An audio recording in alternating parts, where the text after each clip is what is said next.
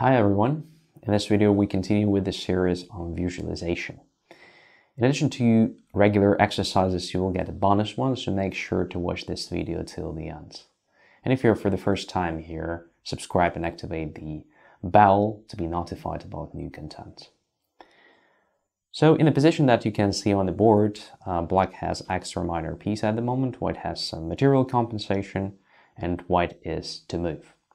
If you want to use it as a regular exercise, you can pause the video and start it whenever you think you're ready. So this one is pretty simple, I would say. So consider it as a warm-up exercise for this training session.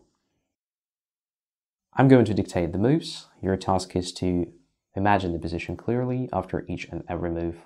What's important it is to imagine the final position and to understand why the evaluation is what it is. So, white to move, and the first move is rook takes g5. Black responds with f takes g5. Queen goes to f8. Black responds with the queen to g8. Now try to find the best move for white.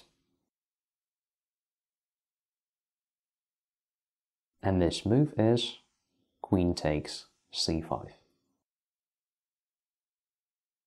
Try to explain why this position is winning for white. And now let's have a look at this at the board.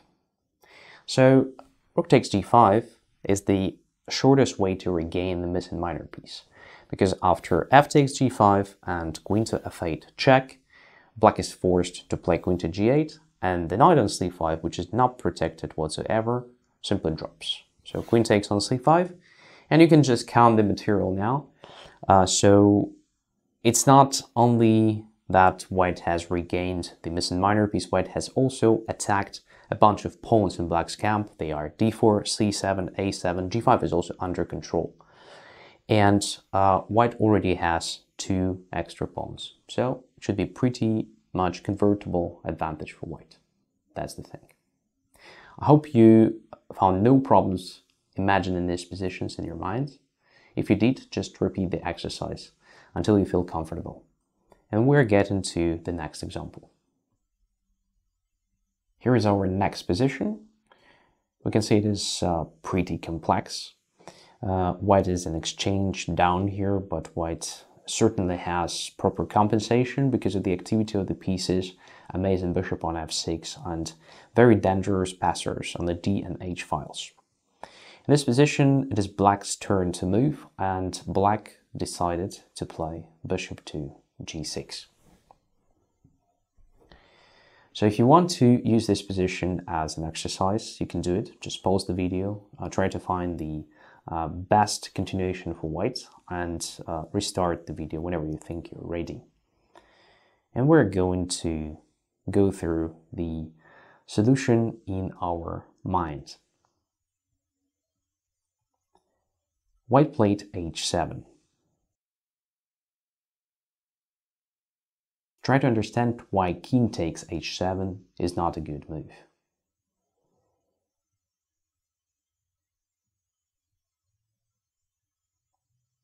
Now get back to the h7 moment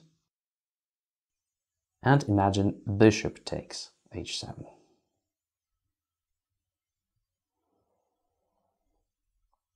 White responds with the rook to h4.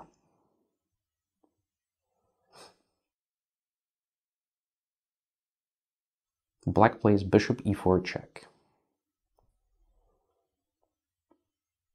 King goes to g3. Bishop comes back to h7. Try to imagine this position clearly and try to find the best continuation for white.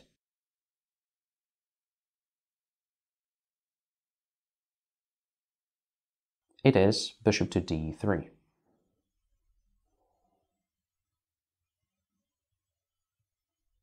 And the final question, what happens if bishop captures on d3 now.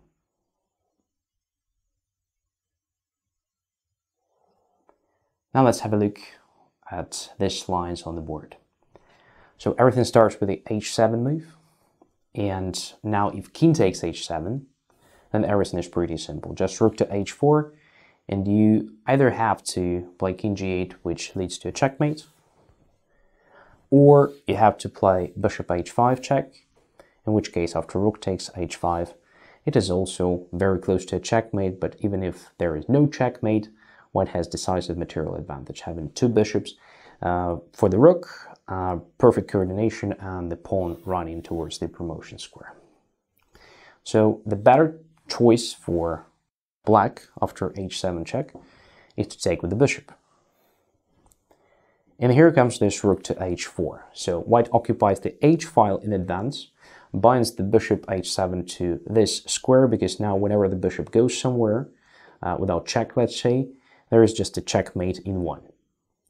So black may try different things here, but nothing really works, because black simply doesn't have enough time and resources to solve the problem.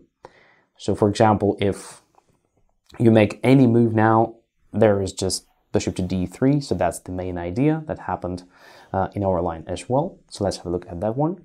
Bishop e4 check, king goes to g3, bishop back to h7, and bishop to d3. Attacking the bishop, creating sort of a checkmate in one after bishop takes h7. So if bishop takes bishop, there is this checkmate on h8. Of course, black may try something like rook to e4 here. It will not help, so it just delays the inevitable. So bishop takes e4. Of course, this rook may go somewhere, and then after bishop takes h7, it will be not a checkmate, but you can see that already here white has decisive material advantage, so it's absolutely lost for black. There is also another line, so here, instead of giving this check on e4, black may try rook to e4 move, and in this case, I believe that the easiest is just to take that rook, because after bishop takes e4 and king takes e4, once again, we have this simple situation in which white has decisive material advantage. There are two bishops for the rook, and this pawn is simply running towards the promotion square. So in this case, I don't think black has a chance to survive it. So I hope you liked these examples. Now we're getting to the bonus exercise. There are no pieces on the board, which means you have two challenges. First, to imagine the starting position, and then to find the solution in your mind. So, white's pieces. King is on c5. Pawn is on a5. Black pieces. King is on e4. And the pawn is on h4. Black is to move. Your task is to understand the evaluation of this position. Good luck. See you in other videos.